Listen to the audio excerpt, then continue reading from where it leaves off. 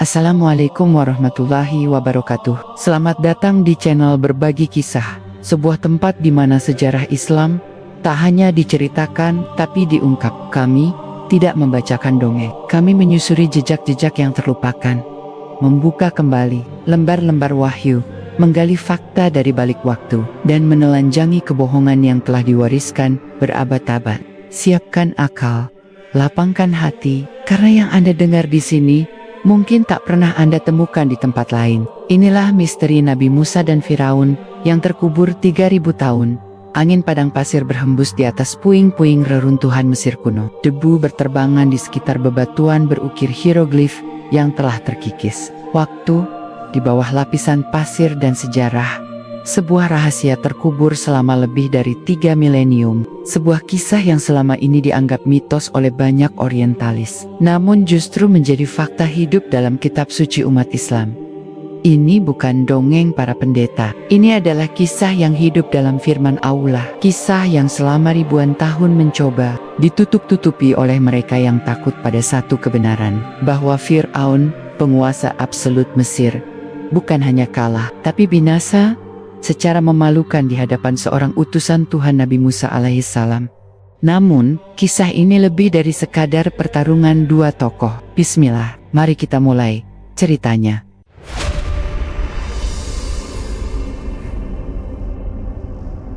Di baliknya, ada misteri-misteri besar yang belum sepenuhnya terungkap. Siapakah Fir'aun yang dimaksud dalam kisah Nabi Musa? Benarkah jasadnya kini terbaring di museum? Bagaimana jasad seorang raja Mesir bisa ditemukan dalam keadaan utuh, padahal mati tenggelam ribuan tahun lalu? Dan yang paling mencengangkan, bagaimana Al-Quran yang turun 1400 tahun silam sudah menyebut fakta itu ketika dunia modern belum mampu menemukannya. Kisah ini dimulai bukan dari Mesir, melainkan dari kota Madinah. Dalam suatu majelis, Rasulullah bersabda dalam hadis sahih riwayat Muslim, "Hari ini adalah hari yang agung. Ini adalah hari di mana Allah menyelamatkan Musa dan kaumnya, serta menenggelamkan Fir'aun dan tentaranya. Hari itu adalah 10 Muharram, hari yang kemudian dikenal sebagai Ashura. Umat Islam disunahkan berpuasa pada hari itu, bukan karena alasan budaya, tapi karena peristiwa sejarah luar biasa,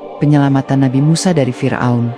Tapi siapa Fir'aun itu? Di antara tumpukan mumi di Museum Mesir, salah satunya menarik perhatian para ilmuwan barat. Jasad seorang lelaki yang terbalsem, namun ditemukan dalam kondisi wajah menegang, ekspresi ketakutan yang membeku oleh waktu. Jasad itu adalah Ramses II, menurut sebagian pakar. Tapi di kalangan sejarawan Islam, pendapat kuat mengarah pada Merneptah, putra Ramses II. Disinilah cerita menjadi kabur dan sekaligus menegangkan. Al-Quran tidak menyebut nama Firaun itu, tapi ia menyebut satu fakta yang meruntuhkan banyak teori. Firaun mati tenggelam dan tubuhnya diselamatkan oleh Allah sebagai pelajaran bagi generasi sesudahnya. Maka pada hari ini, kami selamatkan badanmu, agar engkau menjadi pelajaran bagi orang-orang setelahmu. Quran Surat Yunus ayat 92, satu ayat, satu potong informasi, namun cukup untuk membuat dunia ilmiah terguncang. Jasad seorang raja Mesir diklaim mati tenggelam dan kini disimpan di museum. Mengapa tubuhnya tidak hancur lebur seperti korban tenggelam lainnya? Bagaimana bisa tubuhnya tetap utuh, padahal ia tidak dimakamkan secara biasa? Tahun 1898, jasad Merneptah ditemukan di lembah para raja Mesir. Ia dalam kondisi yang aneh. Pakar forensik Prancis, Dr. Maurice Bucquet, meneliti jasad itu atas izin Presiden Anwar Sadat dan mendapati hasil yang mencengangkan. Tidak ada luka tusukan, tidak ada tanda mati alami, tapi paru-parunya penuh air laut. Diagnosisnya mati tenggelam. Bucquet, seorang non-muslim, saat itu mulai terguncang ketika mendapati fakta yang identik dengan yang disebut Al-Quran. Lalu ia pun memeluk Islam setelah mendalami lebih jauh keakuratan ilmiah dalam kitab suci itu. Namun, jangan kira semua itu hanya tentang jasad. Ini bukan sekadar mumi dan ayat. Ini tentang bagaimana kekuasaan besar bisa runtuh hanya karena keangkuhan pada wahyu. Fir'aun adalah simbol dari penguasa tiran yang menganggap dirinya Tuhan. Ketika Musa diutus Allah untuk mendakwahinya, Fir'aun tidak hanya menolak, dia menghina. Dalam Quran Surat An-Naziat ayat 24, ia berkata, "Akulah Tuhanmu yang paling tinggi." Ini bukan sekadar pernyataan politik, ini adalah bentuk paling parah dari kesombongan spiritual. Fir'aun bukan hanya berkuasa atas tanah Mesir, ia mengklaim mengatur hidup dan mati, tapi kekuasaannya hancur saat Nabi Musa, seorang anak angkat dari istananya sendiri, datang membawa tongkat. Tongkat itu yang berubah menjadi ular, yang membelah laut, yang mengalahkan sihir terbaik kerajaan, bukan sekadar alat. Ia adalah simbol bahwa wahyu lebih kuat dari kekuasaan. Dalam tafsir Al-Baghawi dan penjelasan Imam Ibnu Katsir, dijelaskan bahwa peristiwa pembelahan laut bukan sekadar mukjizat, tapi strategi perang dari Allah. Laut tidak hanya terbelah, tapi mengunci kembali saat Fir'aun dan pasukannya berada di tengah. Itu bukan badai alam, itu bukan tsunami, tapi kehendak langsung dari Rabbul Alamin. Musa dan pengikutnya tidak berenang, tidak terseret arus. Mereka berjalan di antara dinding-dinding air, sedangkan Fir'aun ditenggelamkan bersama bala tentaranya. Lalu, tubuhnya tidak dimakan ikan, tidak lenyap, tidak mengapung dan terurai. Tubuh itu diselamatkan, tapi mengapa? Agar dunia tahu bahwa kekuasaan yang menantang Tuhan pasti berakhir hina. Agar generasi berikutnya menyadari bahwa ilmu pengetahuan, sihir, dan bala tentara tak akan menyelamatkan manusia dari murka Allah. Dan agar orang-orang seperti kita hari ini yang hidup ribuan tahun setelah kejadian itu bisa menyaksikan jasad manusia paling sombong yang pernah hidup. Misteri belum selesai. Di Mesir, banyak yang menolak untuk mengakui bahwa jasad Merneptah adalah Fir'aun dalam kisah Musa. Alasannya bukan karena bukti kurang kuat, tapi karena konsekuensinya berat. Jika mereka mengakui itu, maka mereka harus menerima bahwa kisah Musa adalah nyata dan bahwa Al-Quran benar. Maka, daripada menerima kebenaran, mereka memilih menyangkal.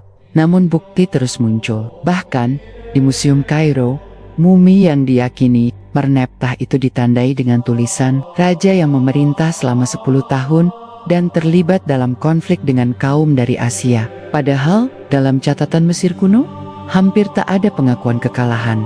Mengapa kali ini beda? Mungkin karena kekalahan itu terlalu besar untuk ditutup-tutupi. Bahkan laut pun menjadi saksinya. Salah satu hal yang mencengangkan adalah tidak ditemukannya makam besar dan megah bagi Fir'aun ini. Padahal raja-raja Mesir terkenal membangun piramida besar, kompleks pemakaman megah, dan mengabadikan diri dalam prasasti raksasa. Tapi bagi Fir'aun ini, yang mati tenggelam semuanya nihil. Bahkan tubuhnya ditemukan di tempat berbeda dari kebanyakan penguasa. Lagi-lagi, ini memperkuat ayat yang menyebut tubuhnya bukan dimakamkan secara lazim, tapi diselamatkan secara khusus oleh Allah. Lantas, mengapa Musa dipilih oleh Allah? Mengapa dari sekian banyak manusia, anak yang hanyut di sungai itu justru yang akan menjatuhkan Fir'aun? Inilah rahasia lain yang jarang diungkap. Nabi Musa tidak tumbuh di tengah kaum tertindas, tapi di dalam istana musuhnya sendiri. Ia mempelajari siasat kekuasaan, melihat langsung kezaliman, dan tumbuh menjadi pribadi yang tidak silau oleh gemerlap dunia kerajaan. Saat ia dewasa dan membela seorang Bani Israel hingga membunuh seorang Mesir, ia bukan sekadar kabur, tapi sedang disiapkan Allah di tempat lain. Di Madian, Musa belajar kesabaran, kerja keras, dan mendapat wahyu. Barulah kemudian ia kembali ke Mesir, bukan sebagai buronan, tapi sebagai utusan Tuhan. Semua bagian dari kisah ini, dari bayi yang dihanyutkan, istana yang menampungnya, tongkat yang menjelma ular, laut yang terbelah, hingga jasad yang diawetkan, bukan dongeng. Semua adalah potongan kisah yang dirajut dalam Al-Quran, hadis sahih, dan fakta sejarah yang kini mulai disingkap oleh ilmu pengetahuan modern. Namun, sebagaimana disebutkan oleh Syekh Sholih Al-Fauzan, kita tidak menyandarkan akidah pada data sains, tapi sains itulah yang mengikuti kebenaran wahyu. Ketika keduanya bertemu dalam satu titik, seperti pada jasad Fir'aun, maka itu adalah tanda, bukan dasar keimanan. Dan tanda itu hari ini tersimpan di dalam kotak kaca, ditonton jutaan mata, tapi diabaikan oleh hati yang buta. Cerita ini belum selesai, justru disinilah babak baru dimulai. Sebab setelah Firaun tenggelam, kaum Nabi Musa tidak langsung beriman tanpa masalah. Mereka membawa sisa-sisa mental budak yang susah percaya, bahkan meminta Nabi Musa membuatkan patung Tuhan seperti yang mereka lihat di negeri Mesir. Maka Allah memuji mereka dengan kelaparan, dengan kehausan, dengan kerasnya padang pasir, dan Nabi Musa harus menghadapi bukan hanya Fir'aun, tapi juga kaumnya sendiri yang mudah goyah. Namun, ada satu pelajaran terbesar dari semua ini, bahwa satu orang beriman bisa mengguncang kerajaan terbesar dunia, dan satu jasad yang utuh bisa menjadi bukti kebenaran wahyu di zaman sains. Setelah peristiwa tenggelamnya Firaun, Nabi Musa dan Bani Israel melintasi Laut Merah menuju daratan Sinai. Mereka kini bebas dari penindasan, namun bukan berarti bebas dari ujian. Justru ujian terbesar Nabi Musa datang setelah kejatuhan musuhnya. Bagaimana membentuk sebuah umat yang baru, yang selama ratusan tahun hidup dalam budaya penyembahan berhala dan perbudakan mental. Dalam catatan sejarah Islam, ini adalah fase krusial yang jarang disorot secara tajam. Banyak yang mengira bahwa setelah Fir'aun binasa, semuanya menjadi mudah. Tapi Al-Quran membongkar sisi kelam Bani Israel pasca kebebasan itu. Tak lama setelah Musa menyelamatkan mereka, Bani Israel melihat suatu kaum yang menyembah patung. Mereka berkata kepada Musa, seperti dicatat dalam Quran Surat Al-A'raf ayat 138, "Wahai Musa, buatkanlah untuk kami sesembahan berhala, sebagaimana mereka memiliki sesembahan-sesembahan." Kita harus berhenti sejenak. Di titik ini, kaum yang baru saja melihat laut terbelah, melihat mukjizat dari tangan Nabi Musa, mendengar janji Allah, justru meminta dibuatkan patung untuk disembah. Apa ini karena mereka bodoh? Tidak, tapi karena mental budak tidak serta-merta lenyap dengan kebebasan fisik. Mereka masih terpenjara oleh warisan Fir'aun, sistem penyembahan manusia dan materi. Inilah sebabnya Allah membawa mereka ke padang pasir, bukan langsung ke negeri yang dijanjikan. 40 tahun mereka berputar-putar di padang Ti, bukan karena Nabi Musa tersesat, tapi karena Allah sedang membentuk generasi baru yang tidak pernah mencium aroma istana Fir'aun. Disinilah kita melihat Nabi Musa sebagai sosok yang luar biasa.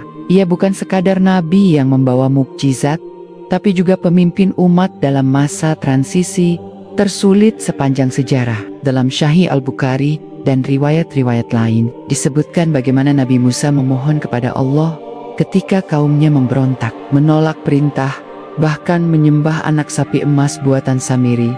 Samiri tokoh yang jarang dibahas, namun berperan besar dalam pengkhianatan ini, membuat patung anak sapi dari emas yang bisa mengeluarkan suara seperti hidup. Ia berkata, "Inilah Tuhan kalian dan Tuhan Musa." Tapi dia Musa lupa. Quran Surat Taha ayat 88.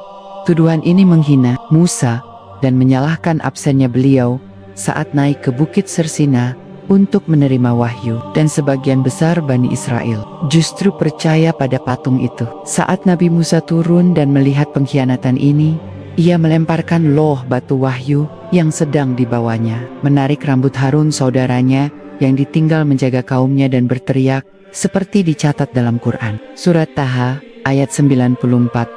"Wahai putra ibuku, jangan pegang janggutku dan kepalaku. Sesungguhnya aku khawatir kamu akan berkata, kamu telah memecah Bani Israel dan tidak menjaga amanatku." Episode ini menunjukkan bahwa tantangan utama Nabi Musa bukan lagi Fir'aun, tapi kaumnya sendiri yang labil dan mudah terpengaruh. Namun Nabi Musa tetap berdiri tegak, memohon ampunan untuk kaumnya, mengajarkan mereka kembali syariat, membangun tatanan sosial baru berdasarkan wahyu, bukan budaya Mesir kuno.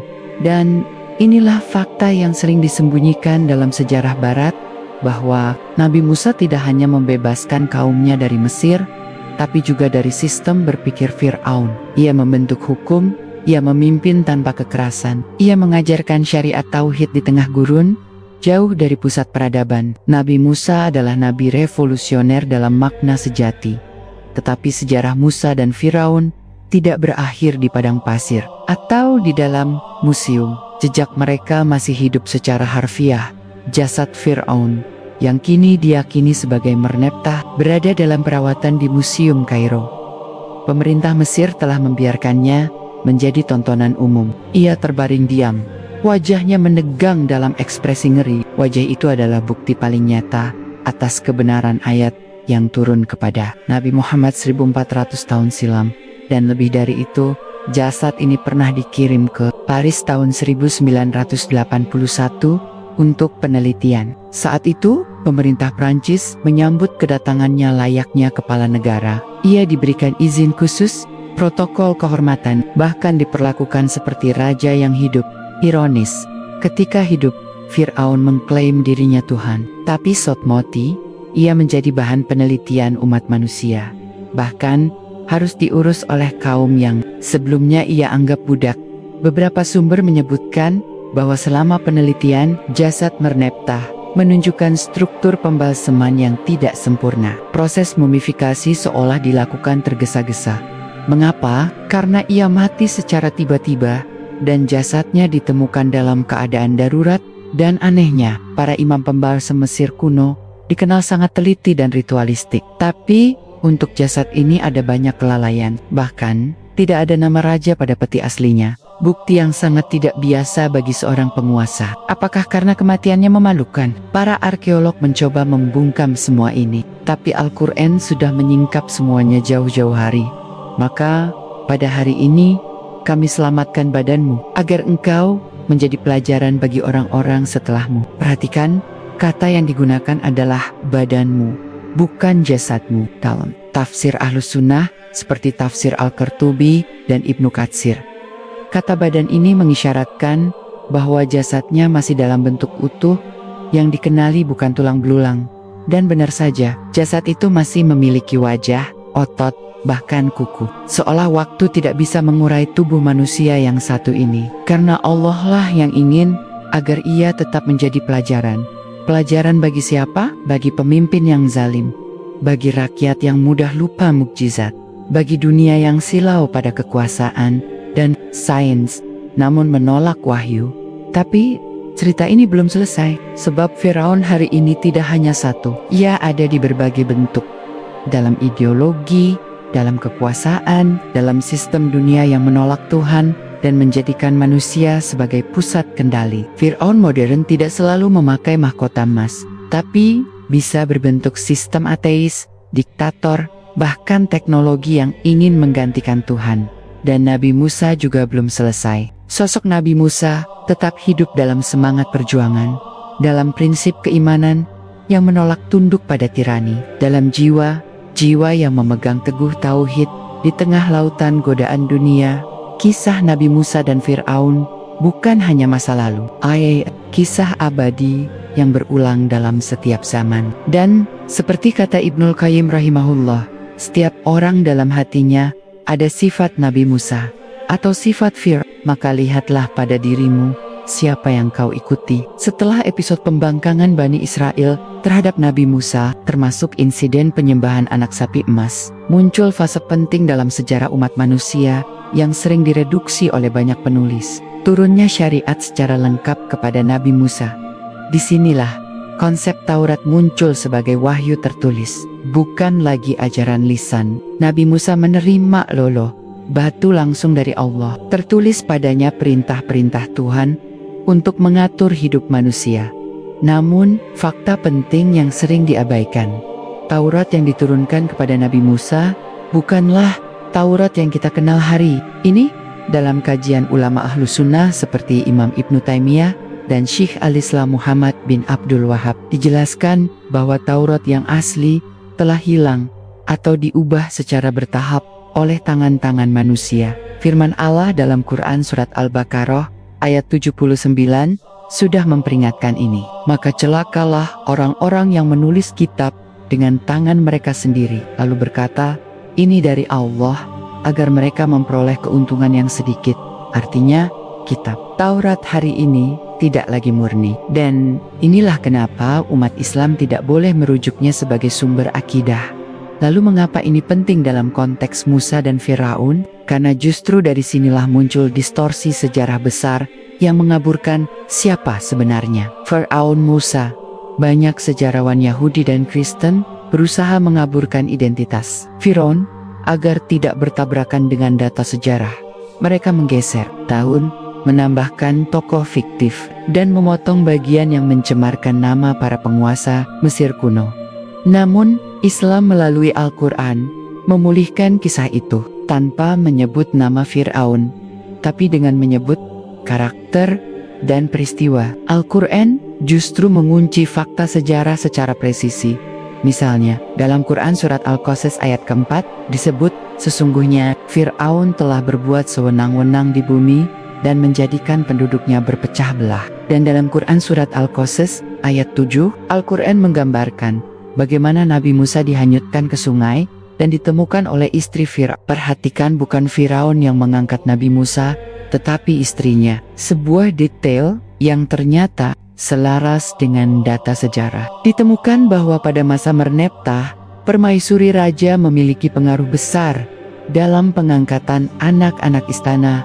Lebih lanjut, kisah istri Firaun yang dikenal dalam Islam sebagai Asiyah juga menjadi fakta yang luar biasa. Ia disebut dalam Quran surat At-Tarim ayat ke-11 sebagai wanita mukminah yang menentang suaminya, sang tiran. Artinya, dalam istana tirani itu ada cahaya keimanan yang justru menjadi penguat Musa sejak bayi. Dan inilah yang tidak pernah disebut dalam samber-samber selain Islam.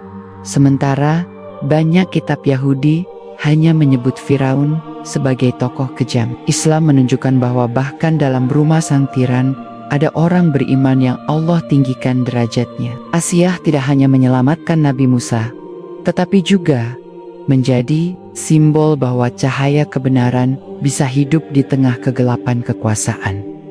Lalu, bagaimana dengan Nabi Musa sendiri?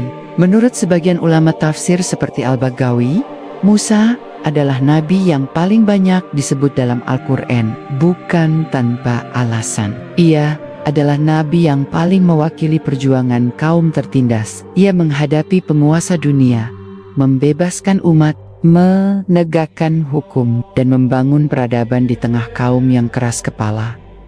Namun, ada hal yang jauh lebih penting. Nabi Musa adalah cermin dari perjuangan Rasulullah Muhammad sendiri. Rasulullah pun menghadapi tirani Quraisy, sebagaimana Nabi Musa menghadapi Firaun. Rasulullah pun mengalami hijrah. Sebagaimana Musa hijrah dari Mesir ke Madian, Rasulullah pun membangun umat dari nol. Sebagaimana Nabi Musa membangun kembali Bani Israel. Karena itulah, dalam Isra Mi'raj, saat Nabi Muhammad naik ke langit, beliau bertemu Nabi Musa dan berdialog. Bahkan, dalam Sahih Muslim disebutkan, Nabi Musa lah yang menyarankan Rasulullah untuk meminta keringanan jumlah salat dari 50 menjadi 5 waktu sehari. Artinya, hubungan mereka tidak hanya historis, tapi juga spiritual. Lalu, kembali ke jasad Firaun. Setelah ditemukan dan diteliti, terjadi kehebohan dalam dunia akademik barat. Dr. Maurice Bucaille menulis buku terkenal berjudul The Bible, The Quran and Science. Dalam buku itu, ia mengakui bahwa hanya Al-Quran yang menyebut dengan tepat bahwa tubuh Firaun diselamatkan dari laut. Kitab Injil dan Taurat tidak pernah menyebutkan fakta ini. Dan lebih mencengangkan lagi, setelah penelitian jasad itu, muncul laporan bahwa sejumlah ilmuwan ateis mulai tertarik mendalami Islam. Salah satu kesimpulan mereka, tidak mungkin Nabi Muhammad yang buta huruf, hidup 1400 tahun lalu di gurun Arab, mengetahui fakta medis dan sejarah yang baru ditemukan abad ke-20. Dan disinilah letak kekuatan dokumenter ini, bahwa jasad Firaun yang membeku dalam ketakutan adalah bukti nyata, bukan hanya tentang sejarah, tapi juga tentang kenabian Nabi Muhammad. Bukan dongeng, bukan legenda, tapi fakta kini. Ketika kita berjalan menyusuri lorong-lorong museum Mesir, melewati lemari kaca tempat jasad Merneptah terbaring, pertanyaan besar menggema di benak kita. Mengapa Allah membiarkan tubuh ini tetap utuh? Jawabannya jelas dalam wahyunya, agar engkau menjadi pelajaran bagi orang-orang setelahmu. Namun banyak dari kita yang hanya menonton jasad itu seperti menonton fosil dinosaurus tanpa merenungkan pesan ilahiyah yang terkandung di baliknya. Jasad itu bukan artefak, ia adalah peringatan, bukan hanya untuk penguasa, tapi juga untuk rakyat, bukan hanya untuk Mesir, tapi untuk seluruh dunia. Dan inilah yang dunia modern enggan akui. Mengapa Fir'aun begitu takut kepada Nabi Musa? Pertanyaan ini jarang diajukan dengan serius. Padahal, dalam Quran Surat As-Siwara ayat 18-19, saat Nabi Musa mendatangi Fir'aun untuk menyampaikan wahyu Allah, Fir'aun tidak serta-merta membantah isi pesan Nabi Musa, melainkan justru membuka aib masa lalunya. Bukankah kami telah membesarkanmu di antara kami ketika kamu masih kanak-kanak, dan kamu tinggal bersama kami beberapa tahun dari umurmu? Fir'aun berusaha melemahkan Nabi Musa dengan memainkan emosi dan masa lalu. Tapi Nabi Musa tidak gentar. Ia menjawab dengan tenang dan membalikkan tuduhan, menyebut bahwa dirinya dahulu melarikan diri karena takut dan bahwa perbuatannya membunuh seorang Mesir adalah sebuah kesalahan yang kini sudah ditebus dengan petunjuk Allah. Quran Surat Asy-Syu'ara ayat 20. Namun, di balik dialog ini, terdapat satu ketakutan besar yang tidak terucap.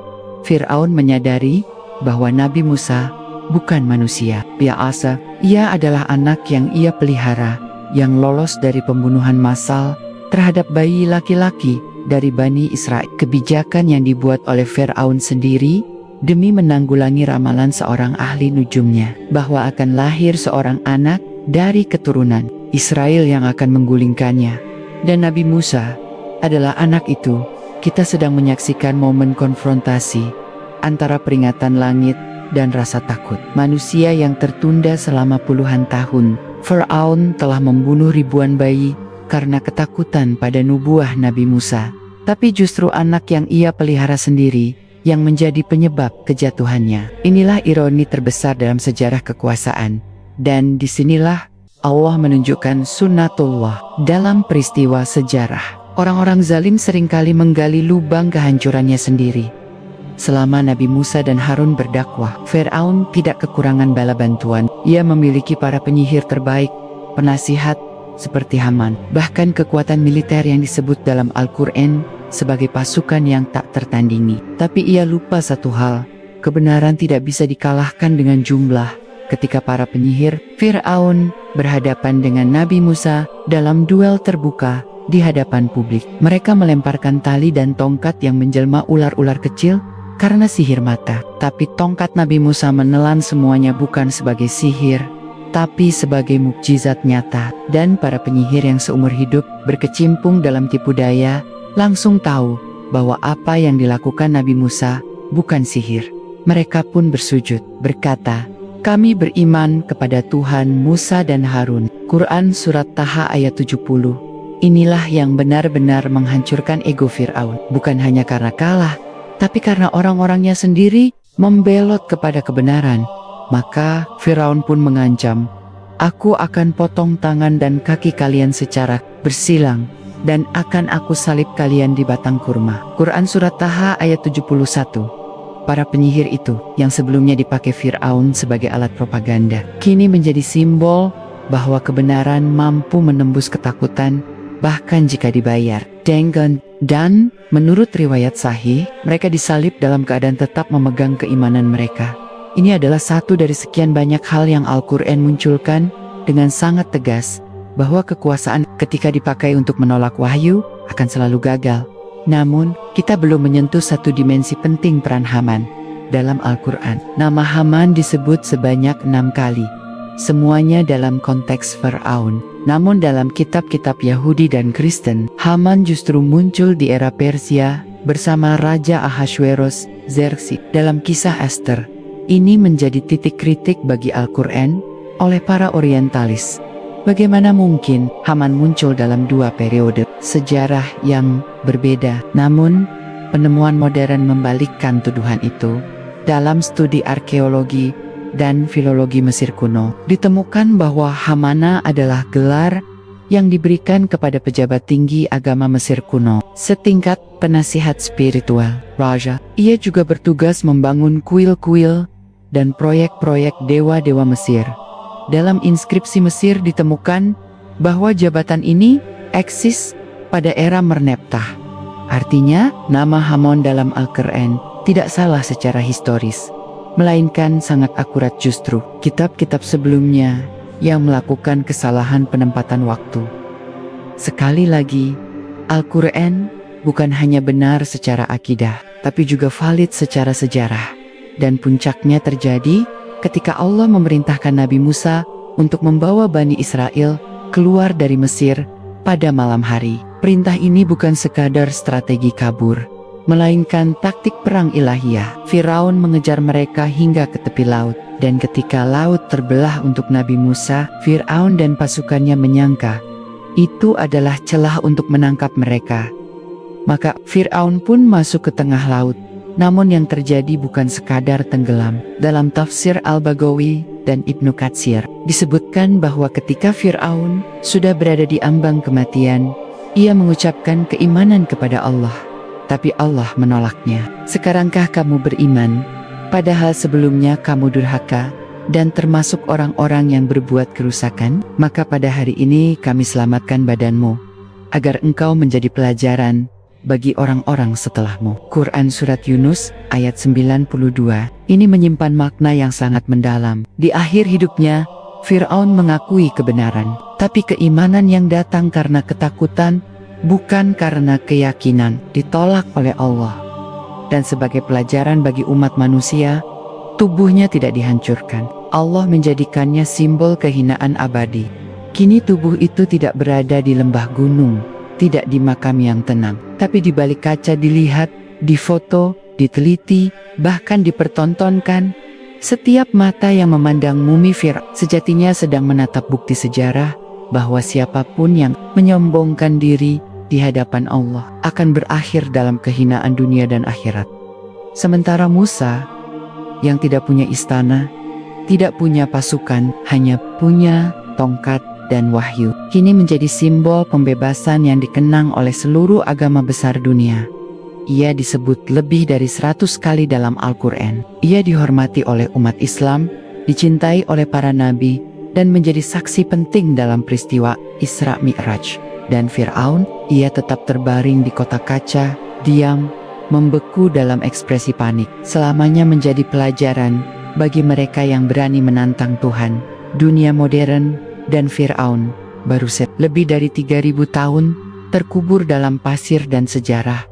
Firaun telah menjadi simbol keangkuhan absolut. Tapi mari kita bertanya jujur, apakah kisah ini hanya tinggal di masa lalu? Atau sesungguhnya Firaun tidak pernah mati, hanya berganti wajah? Ketika Al-Quran menyebut Firaun, ia tidak menyebut nama, bukan karena informasi itu kurang penting, tetapi karena Firaun bukan sekadar orang, melainkan archetype, sebuah model kekuasaan yang melawan wahyu dan menyombongkan diri terhadap Tuhan.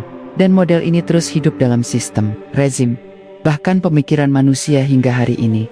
Lihatlah zaman ini, di tengah kemajuan sains, teknologi, dan globalisasi, manusia mulai berani mendeklarasikan dirinya independen dari wahyu. Mereka menciptakan hukum sendiri, nilai moral sendiri, bahkan membentuk agama baru atas nama kemanusiaan universal, yang menyingkirkan peran Sang Pencipta. Apakah ini bukan pengulangan Firaun? Kita hidup di era ketika penguasa bisa menghancurkan negeri lain demi ambisi politik. Ketika teknologi dipakai untuk mengontrol manusia, bukan membebaskan. Ketika tubuh manusia bisa dipatenkan, harga air bisa dimonopoli, dan kebebasan menyembah Tuhan justru dipersekusi. Firaun hari ini tidak tinggal di istana piramida, tapi ia bersemayam dalam ideologi sekuler, absolutisme kekuasaan, dan keangkuhan ilmu pengetahuan yang tidak mau tunduk pada wahyu. Dan umat Islam, mereka pun sedang diuji. Apakah akan mengulangi sikap Bani Israel yang meski sudah selamat tapi tetap minta dibuatkan Tuhan-Tuhan buatan, atau akan meneladani Nabi Musa yang tetap berdiri di hadapan tirani, membawa risalah meski nyawanya sendiri?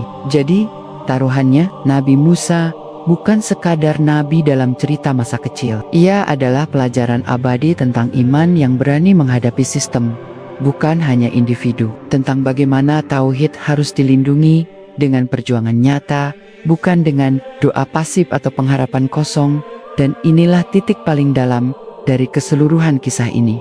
Firaun benar-benar ada, Nabi Musa benar-benar ada, laut benar-benar terbelah, dan jasad itu, jasad Firaun, benar-benar utuh hingga hari ini. Semua itu bukan alegori, bukan mitos, tapi bukti historis dan spiritual yang telah dibuka kembali oleh Al-Quran, dan kini dibenarkan oleh ilmu modern, bahkan oleh ilmuwan barat non-muslim. Tapi apakah dunia mendengarkan? Sebagian memilih mengabaikan, sebagian lagi sibuk memoles ulang sejarah agar tetap cocok dengan narasi mereka. Bahkan media dan buku sejarah di sekolah-sekolah masih enggan menyebut nama Nabi Musa dalam konteks sejarah Mesir karena takut membuka jalur kepada pengakuan bahwa Al-Quran memang benar sejak awal dan umat Islam sendiri. Sayangnya, banyak yang belum menyadari bahwa mereka memiliki dokumen sejarah paling akurat yang pernah diturunkan ke bumi, Al-Quran. Bayangkan, sebuah kitab yang diturunkan kepada seorang nabi tanpa akses kepada perpustakaan Yunani, arsip Babilonia, atau prasasti Mesir, justru bisa menjelaskan sejarah dengan presisi yang tak tertandingi. Sebagai penutup fakta, bukan penutup cerita, mari kita renungkan satu kenyataan besar. Jasad Fir'aun yang ditemukan itu tidak membusuk, tapi tidak pula dimuliakan. Ia tidak dibalsem dengan sempurna. Ia tidak dimakamkan dengan upacara besar. Ia tidak diberi makan rohani oleh para pendeta. Ia hanya terbaring dalam kehinaan abadi. Sementara Nabi Musa, tidak ada yang tahu di mana kuburnya. Bahkan Rasulullah menyebut dalam hadis sahih, hadis riwayat Muslim, sesungguhnya Allah mengangkat Musa dan menyembunyikan kuburnya dari manusia. Mengapa? Karena Allah ingin Nabi Musa dikenang karena dakwahnya, bukan karena peninggalan jasadnya. Sedangkan Firaun, ia disisakan jasadnya agar umat manusia bisa belajar, karena dari lisannya tidak ada yang pantas untuk diwariskan. Kisah Nabi Musa dan Firaun adalah kisah tentang dua jalan hidup, jalan ketaatan yang membebaskan, atau jalan kesombongan yang menjerumuskan. Dan yang lebih penting, ini bukan tentang mereka berdua saja, tapi tentang pilihan kita hari ini. Siapa yang kita tiru? Nabi Musa atau Firaun? Dan kini, jasad itu masih ada, terbaring diam di Museum Kairo. Tapi pertanyaannya, apakah dunia benar-benar sudah mengambil pelajaran? Atau kita hanya menonton Firaun tanpa pernah takut menjadi seperti dia? Selama ratusan tahun, para sejarawan Mesir menolak secara resmi keterkaitan tokoh Nabi Musa dengan dinasti manapun dalam sejarah Mesir kuno. Alasannya jelas, jika diakui, maka seluruh bangunan sejarah yang telah dirancang untuk menopang kemuliaan Firaun akan runtuh. Namun, beberapa penemuan arkeologis dan penelitian independen justru membocorkan hal-hal yang selama ini ditutup-tutupi. Pada dekade 1960-an, seorang arkeolog Inggris bernama David Roll dalam karya kontroversialnya Pharaohs and Kings menantang kronologi konvensional sejarah Mesir. Ia menunjukkan bahwa banyak kekosongan dan ketidaksesuaian dalam kronologi Mesir klasik jika disandingkan dengan kisah Exodus Nabi Musa. Roll menyatakan bahwa kita harus memundurkan penanggalan dinasti tertentu, khususnya dinasti ke-19 dan ke-20. Ketika koreksi ini dilakukan, tiba-tiba muncul tumpang tindih antara tokoh Merneptah yang diduga Fir'aun Nabi Musa dengan inskripsi Mesir kuno yang menyebut adanya suatu kaum dari timur yang menghancurkan kota-kota dan melarikan diri dari Mesir. Salah satu bukti yang mencengangkan adalah Stela Merneptah, sebuah prasasti batu besar bertanggal sekitar 1208 sebelum Masehi. Dalam prasasti itu tertulis daftar bangsa-bangsa yang dikalahkan oleh Merneptah. Nama yang sangat mencolok Israel is laid waste. His seed is not Israel, telah dihancurkan, keturunannya tiada. Prasasti ini adalah penyebutan tertua tentang Israel di luar Alkitab dan menyebut mereka sebagai suatu entitas yang cukup penting untuk dicatat oleh Raja Mesir.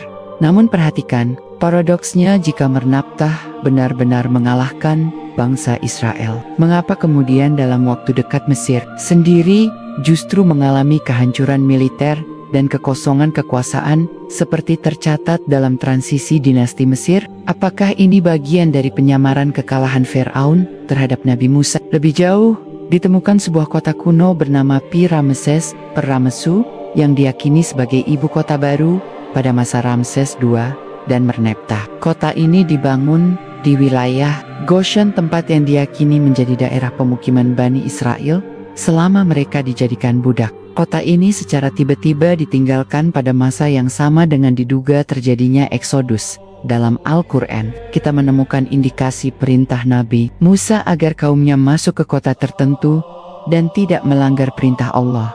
Dalam Quran Surat Al-Baqarah ayat 58, dan ingatlah ketika kami berfirman, masuklah ke negeri ini, dan makanlah dari hasilnya yang banyak lagi enak, di mana saja kamu kehendaki. Tafsir Ibnu Katsir menjelaskan bahwa kota itu berada di wilayah Syam, namun sebelumnya Bani Israel tinggal di Mesir, di tempat yang kini mulai cocok dengan wilayah Pi-Rameses. Apakah ini menunjukkan bahwa tempat itu dulu adalah basis penindasan Firaun terhadap Bani Israel? Dan bukti lainnya, penggalian di Tel El-Dabah di kawasan Afaris, dulunya ibu kota bangsa Hyksos, mengungkap bahwa kota itu tiba-tiba ditinggalkan, padahal sebelumnya merupakan pusat kekuasaan besar. Beberapa ahli percaya bahwa Tel El-Dabah adalah cikal bakal Pi-Rameses.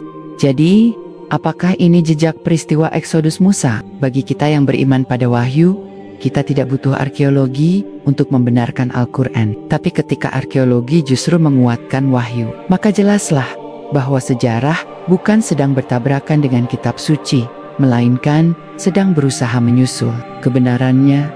Rahasia piramida dan ketakutan akan nubuah. Mari kita gali satu aspek lain yang sering terlewat, obsesi para Firaun membangun piramida dan makam besar.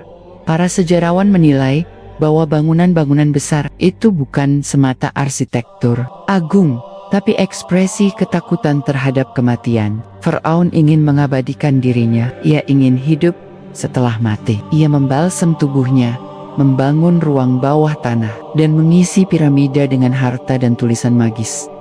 Tapi, apa yang dikatakan Nabi Musa? Nabi Musa mengajarkan bahwa kehidupan setelah mati bukan bergantung pada bangunan atau jampi, tapi pada tauhid. Ketika Nabi Musa mendakwahkan keimanan kepada akhirat yang berdasarkan amal, bukan sihir, ini mengguncang seluruh pondasi spiritual Firaun. Maka wajar jika Firaun menganggap dakwah Nabi Musa sebagai ancaman eksistensial. Ia tidak hanya takut kehilangan kekuasaan, tapi juga takut kehilangan ilusi tentang keabadian dirinya sendiri. Inilah sebabnya Firaun memerintahkan Haman, "Wahai Haman, bangunkanlah untukku sebuah menara yang tinggi, supaya aku dapat naik dan melihat Tuhan Musa." Quran Surat Al-Qasas ayat 38. Kalimat ini bukan retoris belaka. Ini adalah bentuk nyata keputusasaan seorang raja yang tak lagi bisa berdebat secara logika, lalu memilih menggunakan arsitektur untuk mengejar Tuhan Nabi Musa. Sebuah ironi luar biasa. Seorang raja dunia yang mencoba naik ke langit bukan dengan iman, tapi dengan batu bata. Dan ini adalah presiden yang terus diulang dalam sejarah umat manusia. Ketika kekuasaan sudah tidak bisa membantah kebenaran, ia mulai membangun simbol-simbol untuk menyembunyikan kegagalannya. Dari Sungai Nil hingga perang akhir zaman masih ada satu misteri lain yang jarang diungkap. Mengapa Nabi Musa lahir di Sungai Nil dan Firaun mati di laut? Syekh Sholih Al-Utsaimin menyampaikan bahwa ini adalah ironi ilahi. Firaun memerintahkan bayi laki-laki Bani Israel dibuang ke sungai agar mati. Tapi justru Allah menyelamatkan Nabi Musa melalui sungai. Dan kelak, Fir'aunlah yang mati dalam air di laut. Air yang seharusnya jadi alat pembunuh, justru menjadi sarana penyelamatan Nabi Musa dan alat kebinasaan Fir'aun. Sungguh, Allah membalikan makar mereka dengan cara yang paling halus dan paling menghina.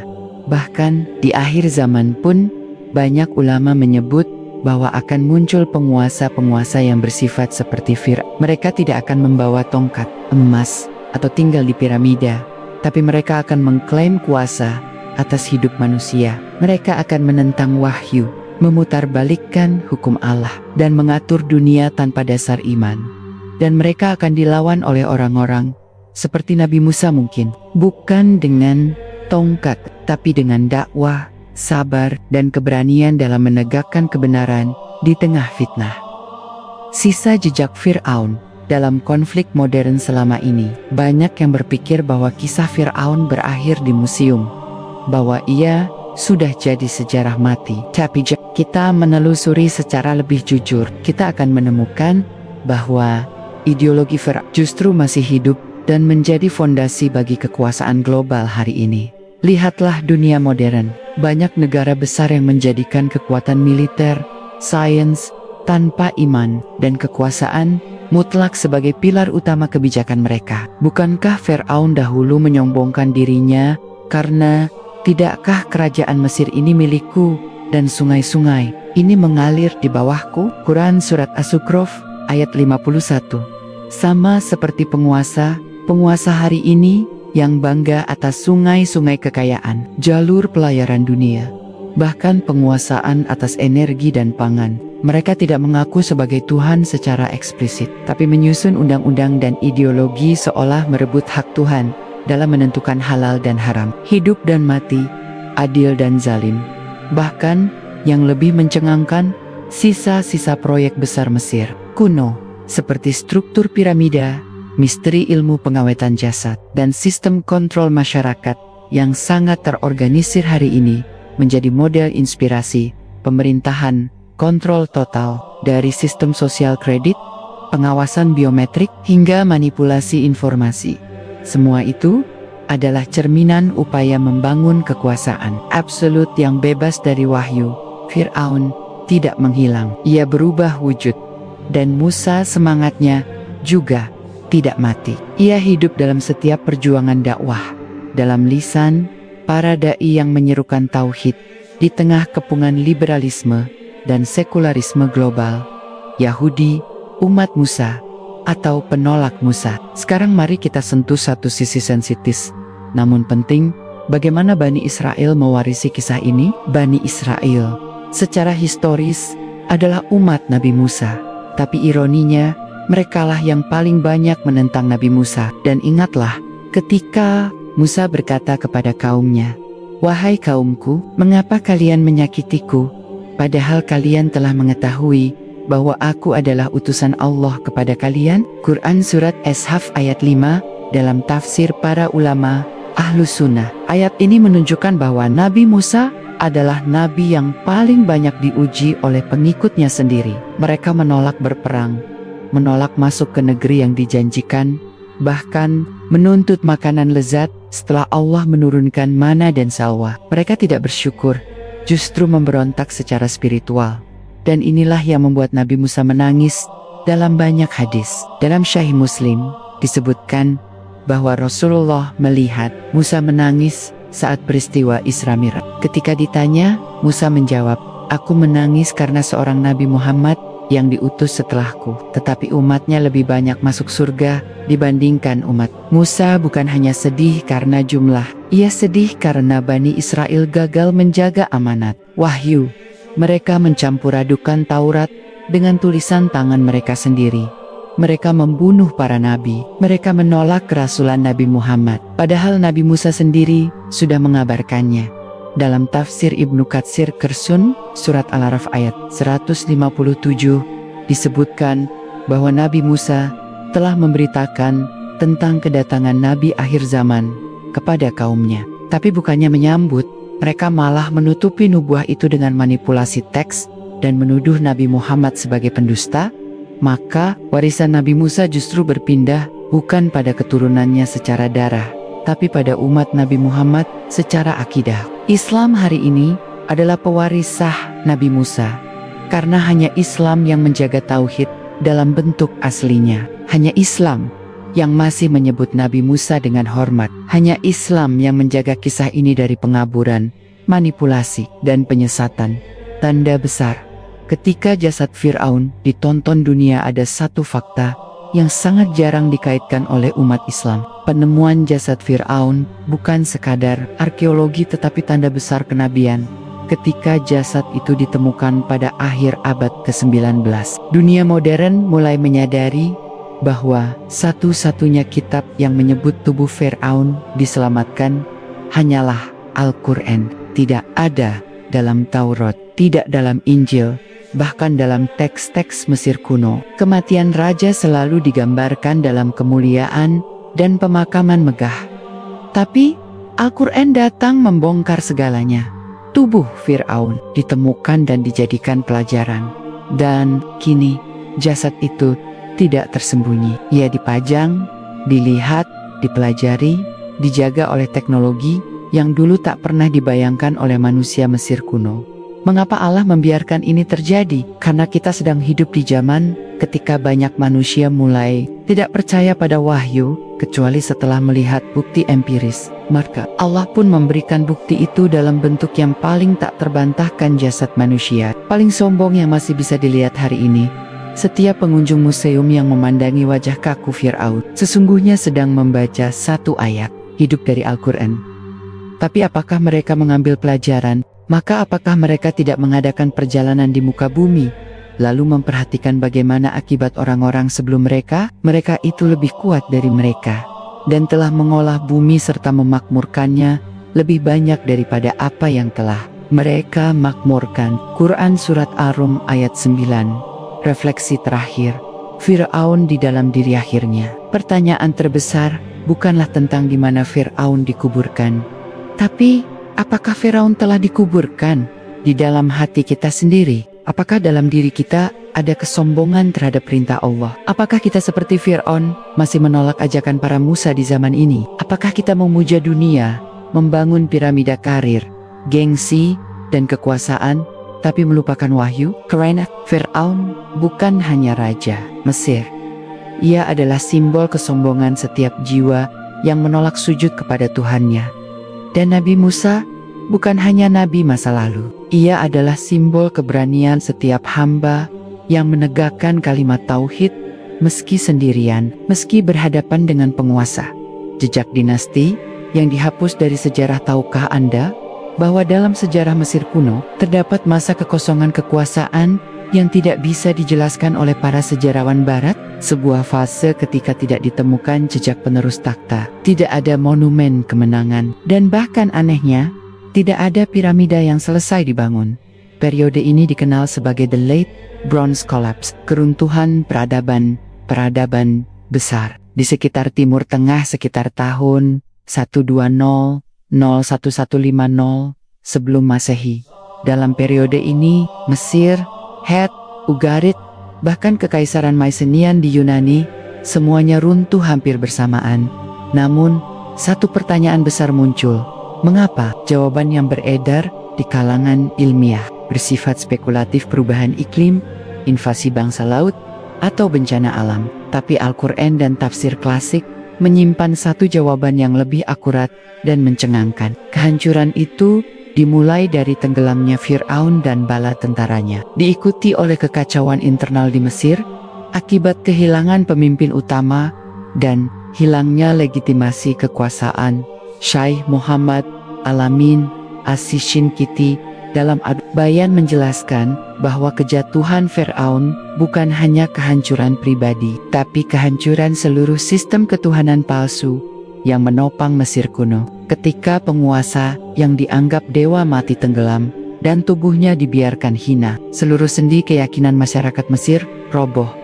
Dari sinilah muncul periode kegelapan sejarah Mesir. Ketika tidak ada Fir'aun yang mampu membangun piramida, tidak ada kitab sihir baru, bahkan banyak kuil dewa ditinggalkan, satu peradaban seolah kehilangan jiwanya.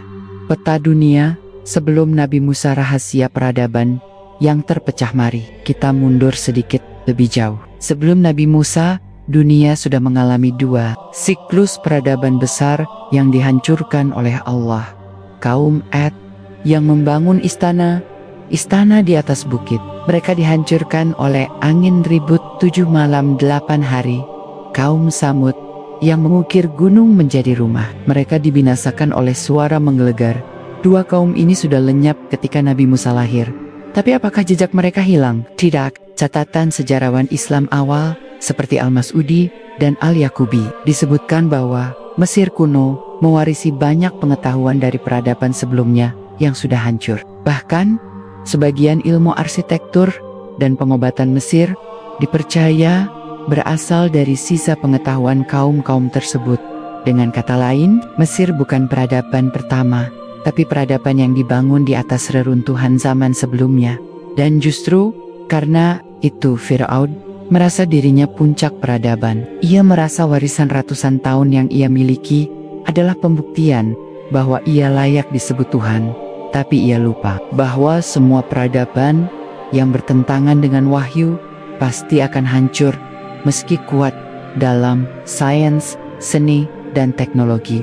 Nabi Musa di antara peradaban yang bertikai dalam kitab-kitab tafsir klasik. Disebutkan bahwa Nabi Musa tumbuh di masa ketika Mesir sedang berada di puncak konflik antara kekuasaan dan keimanan. Ia hidup dalam sistem istana yang penuh simbol paganisme, dewa matahari, dewa sungai, dewa langit. Nabi Musa mempelajari ilmu Mesir sejak kecil karena ia dianggap anak istana. Bahkan, menurut tafsir Astabari, Nabi Musa pernah dikader menjadi calon penerus dalam birokrasi istana Fir'aun. Tapi satu peristiwa mengubah segalanya ketika ia membunuh seorang Mesir yang menganiaya seorang Bani Israel. Quran Surat Al-Kashyush ayat 15. Disinilah Nabi Musa pertama kali menyadari dua hal. Ia bukan bagian dari penguasa.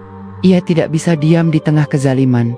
Dan sejak saat itu, Allah mempersiapkannya bukan di tengah istana, tetapi di negeri Madian. Tempat yang jarang dikenal dalam sejarah dunia, tapi sangat penting dalam sejarah kenabian.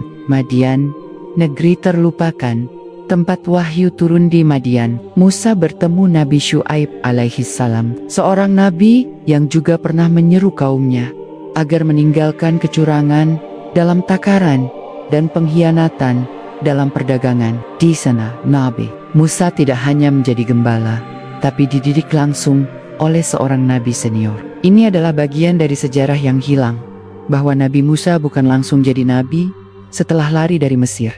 Ia menjalani masa penggemblengan spiritual bertahun-tahun, menjadi pribadi yang siap menerima wahyu dan menghadapi tirani global. Setelah ia kembali ke Mesir, bukan sebagai buronan, tapi sebagai rasul utusan Tuhan, kekuatan wahyu dalam dirinya telah sempurna. Rahasia tongkat Nabi Musa dalam manuskrip Yahudi 1, hal yang juga jarang diketahui publik, adalah bahwa dalam beberapa manuskrip Ibrani kuno disebutkan bahwa tongkat Nabi Musa berasal dari Nabi Adam, diwariskan turun-temurun hingga ke tangan Nabi Ibrahim, lalu ke Nabi Yusuf, hingga akhirnya ke Nabi Musa. Dalam tafsir Al-Bagawi dan Ibnu Katsir dijelaskan bahwa tongkat Nabi Musa bukan sembarang kayu, tapi tongkat yang diberikan langsung oleh Allah dengan keistimewaan luar biasa, bisa berubah menjadi ular, memancarkan air dari batu, dan menjadi simbol perlawanan terhadap sistem sihir Fir'aun.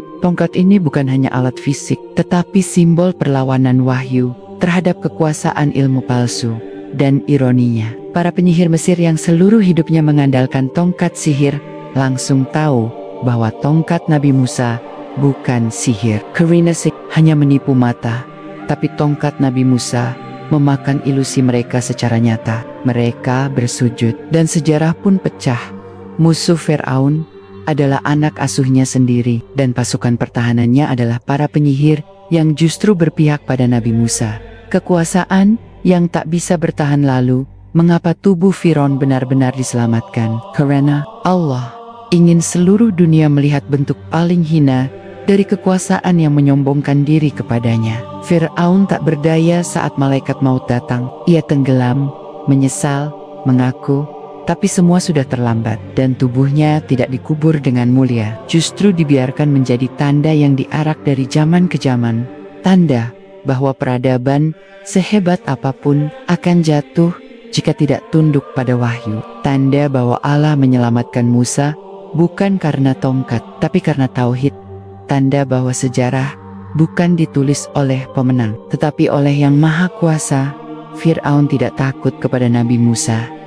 Ia takut kepada kebenaran satu fakta psikologis yang jarang dijelaskan adalah bahwa Fir'aun tidak takut pada Nabi Musa sebagai pribadi. Yang ia takuti adalah kebenaran yang dibawa Nabi Musa. Bagi Nabi Musa adalah satu-satunya orang yang bisa menghancurkan pondasi kekuasaannya, bukan dengan pasukan, tetapi dengan ide yang tidak bisa dibungkam, bahwa ada Tuhan yang lebih tinggi dari raja, dan bahwa rakyat punya hak untuk tidak menyembah manusia. Kekuatan Nabi Musa bukan pada tongkatnya, tapi pada keberaniannya mengatakan, "Aku adalah utusan Tuhan semesta alam." Quran Surat Asy-Syu'ara ayat 16. Ini adalah ancaman langsung terhadap sistem politik, agama, dan ekonomi Mesir kuno yang dibangun atas dasar ketuhanan raja. Maka Fir'aun menanggapi dakwah Nabi Musa bukan dengan argumen, tapi dengan propaganda. "Biarkan aku bunuh Musa, dan hendaklah ia memohon kepada Tuhannya agar menyelamatkannya. Sungguh, aku khawatir dia akan merubah agamamu atau menimbulkan kekacauan di negeri ini." Quran Surat Ghafir ayat 26. Inilah retorika abadi para tiran. Mereka tidak membunuh karena ancaman fisik, tapi karena takut akan perubahan sistem. Nabi Musa dianggap subversif karena ia menyerukan kebebasan hakiki, hanya menyembah Allah. Setelah Fir'aun tewas, apakah dunia menjadi lebih baik? Pertanyaan ini menyentak banyak orang. Setelah Fir'aun binasa di laut, apakah manusia berubah? Apakah kaum Nabi Musa menjadi lebih baik? Jawabannya, tidak semudah itu. Sejarah mencatat bahwa setelah Fir'aun tewas, Bani Israel justru kembali mengkhianati perintah Nabi Musa. Mereka menolak memasuki negeri yang dijanjikan karena takut kepada kaum raksasa di sana. Mereka berkata, "Wahai Musa, sesungguhnya di dalam negeri itu ada kaum yang gagah perkasa, dan kami tidak akan masuk ke dalamnya sebelum mereka keluar darinya. Jika mereka keluar darinya, barulah kami masuk." Quran Surat Al-Maidah ayat 22. Nabi Musa marah, ia memohon kepada Allah, "Ya Robku, aku hanya menguasai diriku dan saudaraku, maka pisahkanlah kami dari orang-orang fasik itu." Quran Surat Al-Maidah ayat 25. Lalu Allah menghukum mereka 40 tahun mengembara di padang Tih, tanpa rumah, tanpa negeri, sebagai bentuk pelatihan mental dan penyucian spiritual, agar generasi baru lahir, generasi yang tidak mengenal Fir'aun, tidak pada berhala, dan siap menerima syariat. Ini adalah pelajaran sangat dalam. Perubahan besar tidak bisa hanya dengan membebaskan tubuh. Ia butuh pembebasan hati dan pola pikir. Musa berhasil membebaskan mereka dari Fir'aun, tapi belum dari jiwa perbudakan yang tertanam dalam diri mereka. Rahasia kubur Nabi Musa yang disembunyikan Allah. Salah satu misteri terbesar dalam kisah ini adalah tidak adanya makam Nabi Musa yang diketahui manusia. Dalam hadis sahih, hadis riwayat Muslim, Rasulullah bersabda, "Ketika malam Isra, aku melewati Nabi Musa, dan dia sedang berdiri salat di dalam kuburnya, dekat bukit pasir merah." Dalam riwayat lain, sesungguhnya Allah mengangkat Nabi Musa dan menyembunyikan kuburnya dari manusia. Mengapa kubur Musa disembunyikan? Para ulama menjelaskan bahwa Allah menyembunyikan kubur Nabi Musa agar tidak disembah oleh umatnya, karena Bani Israel adalah kaum yang sangat mudah mengultuskan tokoh, bahkan patung pun mereka sembah. Berbeda dengan Firaun, jasadnya ditampakkan kepada dunia sebagai bentuk penghinaan. Dua tokoh besar, dua kisah hidup luar biasa, tapi yang satu dimuliakan dengan penghapusan jejak jasadnya, dan yang satu dihinakan dengan dipertontonkan hingga kiamat. Apa yang ditinggalkan Musa bukan kekuasaan, tapi wahyu Nabi Musa tidak meninggalkan istana, kekayaan, atau dinasti, tapi ia meninggalkan Taurat asli, yaitu wahyu suci yang memuat hukum-hukum ilahi. Meski isinya telah diubah oleh tangan-tangan Bani Israel, Islam datang meluruskan itu kembali dalam Al-Quran. Dan yang luar biasa adalah, ajaran Nabi Musa bukan hilang, tapi diwarisi oleh Muhammad. Sesungguhnya, aku adalah orang yang paling berhak terhadap Isa bin Maryam, karena tidak ada nabi antara aku dan dia. Hadis riwayat Bukhari dan Muslim. Dan dalam konteks risalah, ajaran Nabi Musa dan Nabi Muhammad berasal dari satu sumber yang sama, tauhid, wahyu, dan hukum Allah. Fir'aun sudah lama mati, tapi Nabi Musa masih hidup, bukan secara fisik, tapi melalui warisan wahyu yang kini tersimpan dalam Al-Quran, penutup dari sejarah yang terkubur ribuan tahun. Kita telah menelusuri bagaimana Fir'aun bukan sekadar tokoh, tapi simbol kekuasaan yang menolak wahyu. Bagaimana Nabi Musa bukan sekadar nabi, tapi simbol pembebas manusia dari perbudakan spiritual. Bagaimana tubuh Firaun diselamatkan agar dunia menyaksikan kehinaan orang yang menolak Tuhan.